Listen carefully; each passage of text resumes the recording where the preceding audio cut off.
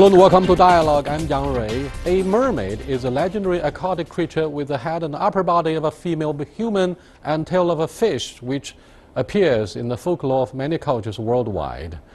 A slapstick comedy about world-saving mermaids has become the single biggest grossing film in the history of Chinese movie market. The Mermaid, directed by Hong Kong comedy legend Stephen Chow, has raked in a whopping 2.8 billion yuan since its release 2 weeks ago.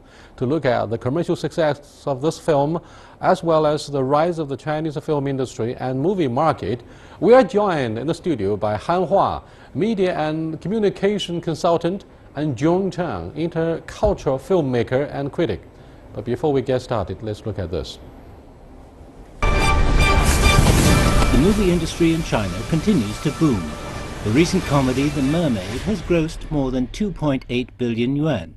It broke last year's record set by Monster Hunt and has become the Chinese mainland's highest-grossing film in history. The film, by Hong Kong director and comedian Stephen Chow, was released on February 8th, Chinese New Year's Day.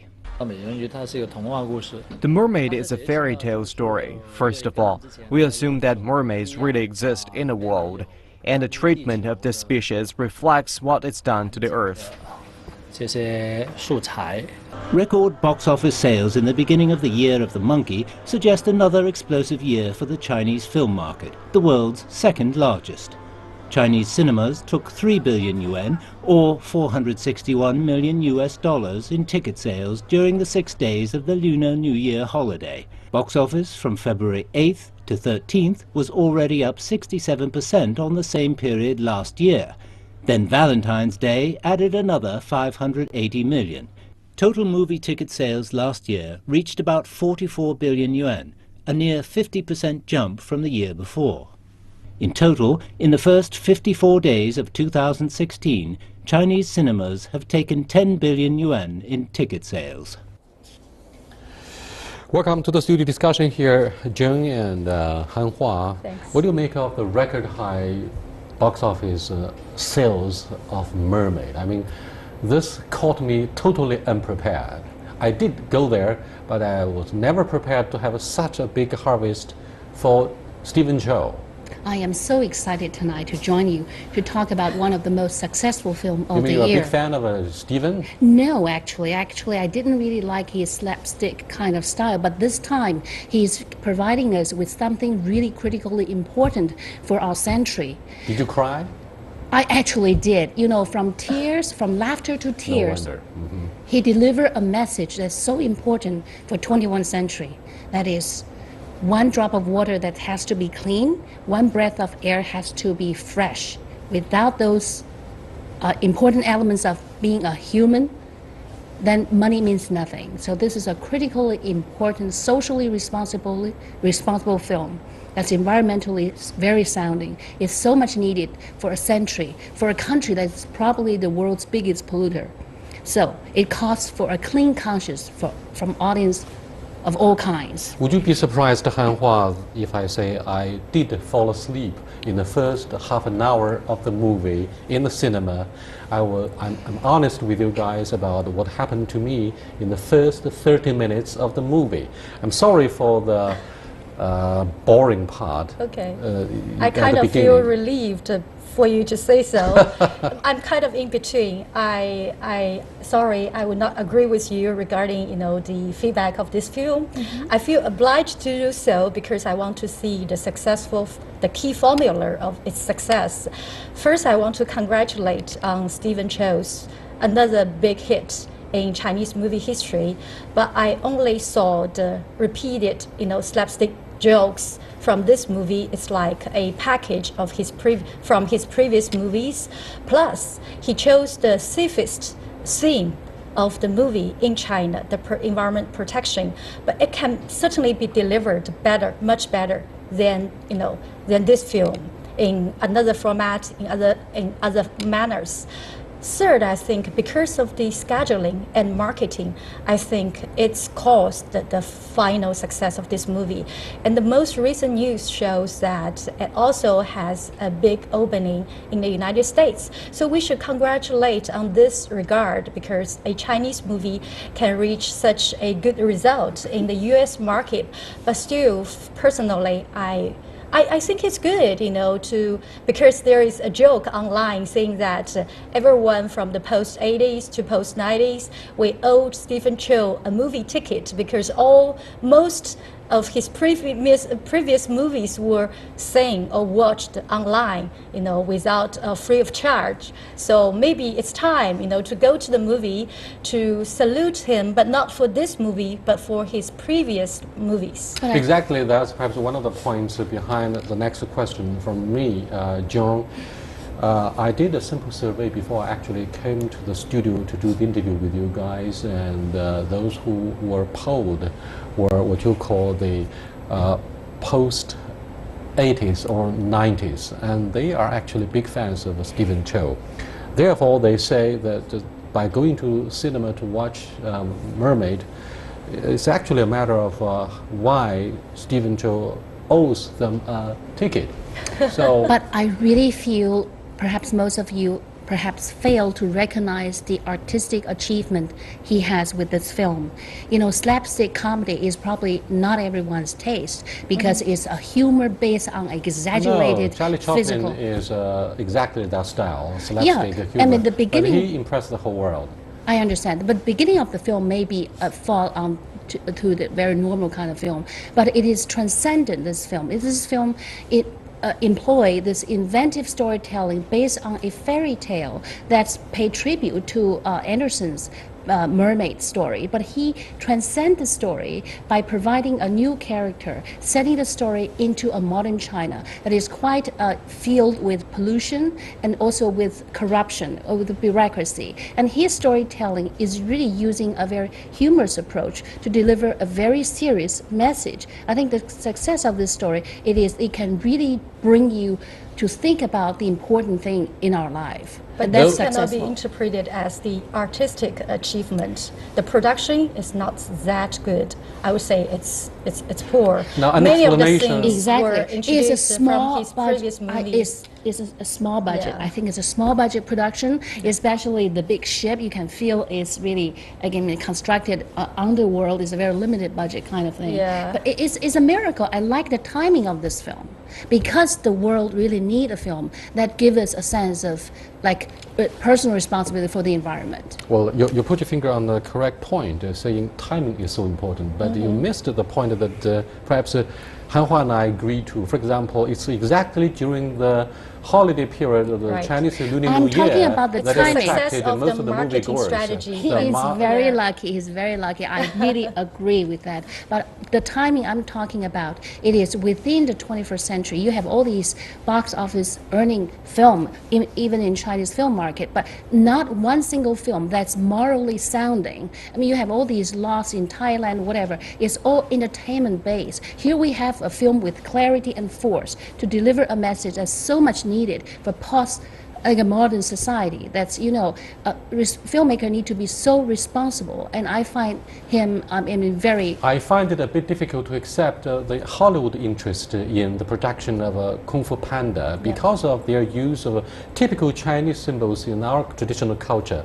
However, mermaid is a kind of universal symbol to display love and beauty. Because if you look at alien cultures, I mean, mermaid doesn't come across as an alien symbol. It's being used as a universal appeal to mind and heart of whatever countries you live in.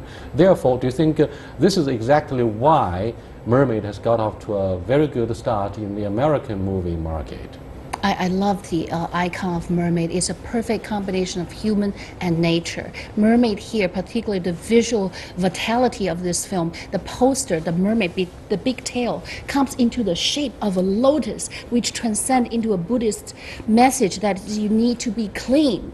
I wonder I how love far that. agrees That is with only- me that it's very Yeah. difficult for me to laugh at the beginning of the movie. And you said it's a matter of laughter at the beginning, but it's difficult for me. What do you Yes. think It of is the cheap laughter. a I would very agree with you. clumsy It's cheap performance laughter. Yeah, by I think these jokes are kind of superficial to me.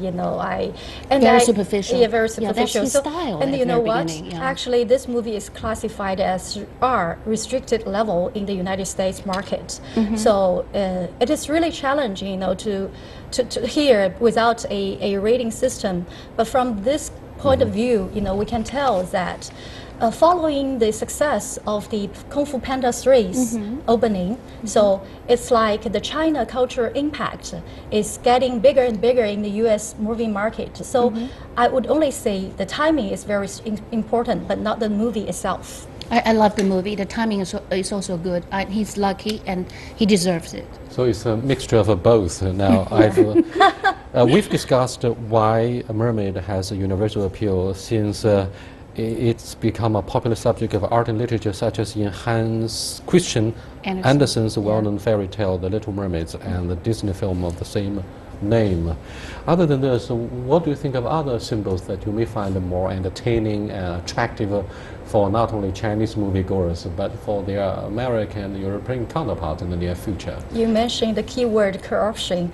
I think one of the side Corruption. One of the side effects is to kind of expose or disclose, some dark details of the real estate industry's operation system, like how to make huge sudden profits from filling the sea or from just other means like bidding for the land. This might be a side, but kind of negative creatively, effects. if you're looking for a national icon, I love to do a story on dragon.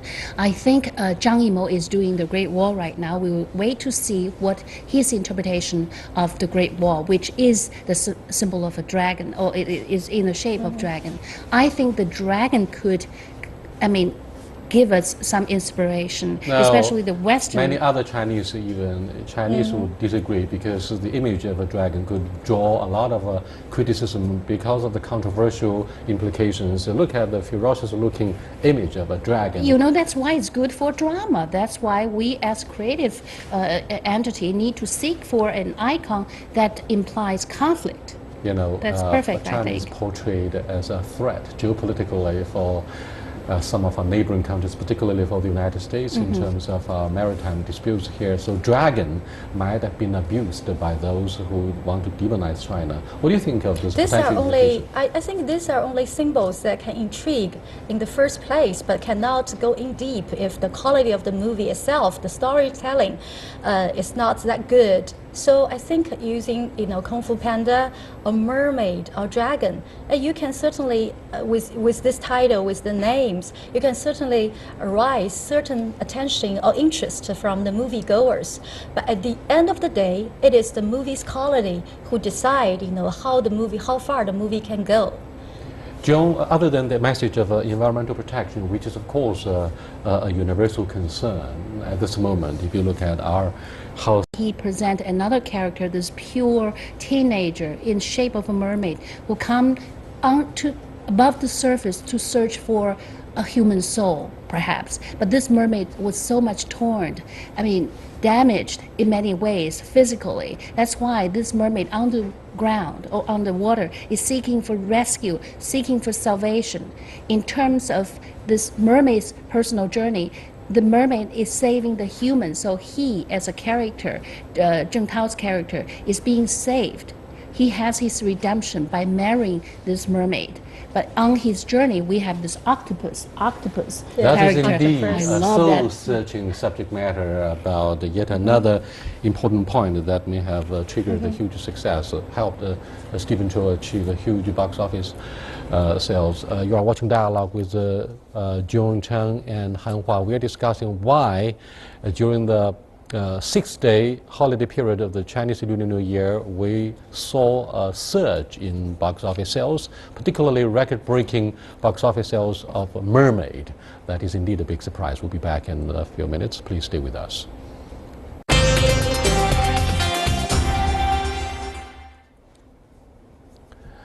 Welcome back. Now, Stephen Chow comes from Hong Kong, a background about perhaps something which might be viewed as sensitive, the relationship between the younger generation in Hong Kong and the super rich property developers like Li Ka-shing.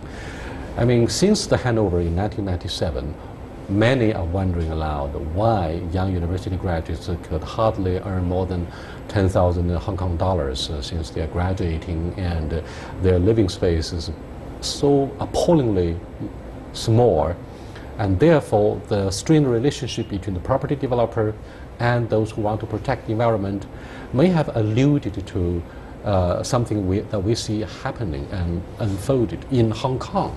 What do you think of this understatement, or is it more? Does it sound more like an overstatement? I think Stephen Chow is very smart in this regard by utilizing the most recent or the hottest topic, the social issue, and weave them into his movie. But I tend to say that before we go to that far, Stephen Chow is actually using his movie or every one of his movie to reflect his own lifetimes throughout the whole process. It may not begin happily, for one's lifetime, but during the whole process, you should try to adapt to it, make it even better, and try to achieve a happy ending. I think this is the major theme he wants to convey, and by utilizing the hot topic, it can definitely add it to the marketing success to this movie. She evaded the sensitive topic of the strained relationship between the property developers and the young protesters. Of course, those guys who sabotaged the properties in Wangjiao, Hong Kong, should be arrested. Film by presenting a Hong Kong problem, setting it in a mainland stage.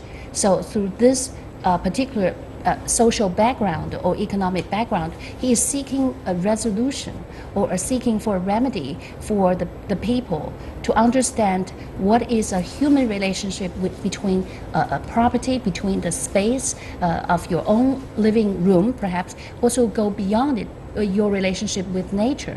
I go home with a huge message, that is, we have to really live a life with clean conscience, seeking for a harmonious relationship, not only with your living room, with your own self, but also with nature. Does that answer your question a little bit? But the old government in Hong Kong, before the handover, deserved credit for construction of the airport by landfilling, right? And so this is something that property developers tend to employ to enlarge their property project, which is huge for this movie, Mermaid. If I may add, it's all about relationships. You mentioned, the before the handover, the past government, how to deal with the airport construction work. I think it's more like a balanced relationship handling. But nowadays, the balanced relationship has somewhat be destroyed and needs to be reconstructed. It's not about only the relationship between human beings and nature, but also among human beings themselves. Yeah. Well, some of those people in mainland before 1997 accused Hong Kong authorities of draining the coffers in constructing the new airport. That's another issue. What do you think of the Chinese habits of going to the cinema, increasingly so? And I mean, what do you make of the dynamics in the year of a monkey? Does it send any different messages? China is going to be the world's #1 film market in about 2 years. So the moviegoers... Why are you so optimistic? I am very optimistic because it's based on the science. The calculation, not only of facts and figures. Yes, that's right. Well, I feel the young audience that's taking perhaps 90% of the movie-going population, they... I'm afraid both of you are one step short of critical subject matter concerning the Valentine's Day. I wonder if Mermaid was released before or during the Valentine's Day, because that's a story of romance between Xuan Xuan and Deng Chao. I'm sorry. And a happy ending, right? Yeah, the happy ending. I think it's so smart. Every woman wants to be a mermaid, including myself. Mermaid is the ultimate dream, a fairy tale. Who doesn't want to be? So, the moviegoers is all 21-something female. So I think it's really very interesting timing. And I mean, to catch the the fanciful like yearning I mean the desire for females. I think that's probably partially psychologically. Let me ask one follow-up correct. question about yet another critical symbol that's employed and embodied in the movie. What do you make of the huge impact of the anger of one of the oldest mermaids, the old lady? She made quite a splash when a group of people were sent here to hurt the mermaids, to do more damage to the environment and to destroy the ecosystem. I celebrate the female portrayal in this movie. We have three major female characters. One is this young mermaid who is on her journey to save the world through a very painful struggle against all these human restriction. And then we have the old mermaid who is probably 300 years old, a mermaid who represents a sage who is protecting the population of mermaid, who is actually the spiritual leader of this mermaid community. You know, back in 1998, when China was confronted with an unprecedented flooding in southern China, a lot in the media industry were asking the same question, whether the massive flooding was caused or had been caused by natural disaster purely or human mistakes. So when we look at this movie, The Mermaid, particularly the anger of the old mermaid, the female character, does it amount to a serious reprisal by our Mother Nature against human stupidity? Very good. That's a good point. Yes. If you don't treat our Mother Nature kindly, you're going to be subject to severe punishment. This is female, wiser, who is protecting the world or the underworld. That's why I think this movie gives us a sense of, complexity of society, not only human but nature. You seem to be critical of the tyranny of male chauvinism in the present-day China and perhaps throughout the world. The anger from females is actually a display of anger and demonstration against tyranny of male chauvinism. From a feministic perspective, do you think Stephen Chow has employed a roundabout approach in portraying the anger of the females against I think he's very some successful. of the unpredictable things? I believe Stephen Chow, from his previous movies' success and experiences, he definitely employed a kind of marketing or focus group study by, to do this movie, to produce this movie, like, how to choose the title of this film. This can be a dragon movie, but it is finally settled as the title as The Mermaid. It raised the imagination, and it is a beautiful name itself. A lot of margin for imagination, particularly for the young generation of the females in urban areas where they are struggling with the very issue of survival. Look at the housing crisis. It's very difficult for them to survive the odds and the vicissitudes in first and second tier cities. Let's look at the last subject matter of our discussion here. While Asian cinema is booming, US blockbusters like Star Wars continue to take box offices in the region by storm. And how should Asian nations deal with this phenomenon? What will it take for more Asian movies to go and compete successfully in the Western market? You mean Chinese movie going abroad? Exactly. How does that go? Movies. Will it be a big box office hit in the United States? Which movie you're talking about? I don't know. In general sense. What do you make of the uncertainty? The uncertainty. It could be good, it could be bad. We were discussing why Mermaid got off to a big beginning in the US movie market. You talked about the climate change and our universal concern about environmental protection. But what about technically the Chinese production of our homegrown movie? And quite a while, a lot of people ask me to sell their movie to the foreign market, but when I look at their film, the way they tell the story is really Chinese, meaning it's not exactly going into the emotional vein of the foreign audience. So they have so much to learn from the Hollywood. Not only is marketing strategy, but also how do they tell a human story with universal values. For those in mainland China who have long followed the process of intercultural communication between the East and West, we have got a deep feeling that the image of China is usually examined through ideological lens, and therefore the Chinese used to be portrayed as rigid and stupid, and because they are from the alleged tyranny of a communist regime. However, Mermaid has put a human face on the Chinese story, and increasingly, perhaps yet another box office hit, Monster Hunt, could set a good example to illustrate that we Chinese are also human, and we should help. Products like Monster Hunt and Mermaid could help break up the rigid ideological lens that may have been abused to examine the Chinese image today. Yes, we have more examples like Kung Fu Panda. Now we always say that who has the gold or who owns the money sets the rule. So I think it's perfect timing now, and it will be better and better for China to set the global rule, for the movie market and how to play in this market. Well, ladies, we run the risk of being derailed by discussion of the wider implications of yet another subject matter, which is Kung Fu and the traditional image of China in Hollywood. Jackie Chan, Bruce Lee, for example, they do carry universal appeal about the image of China. But I hope I can bring you back for this discussion next time. Until then, goodbye.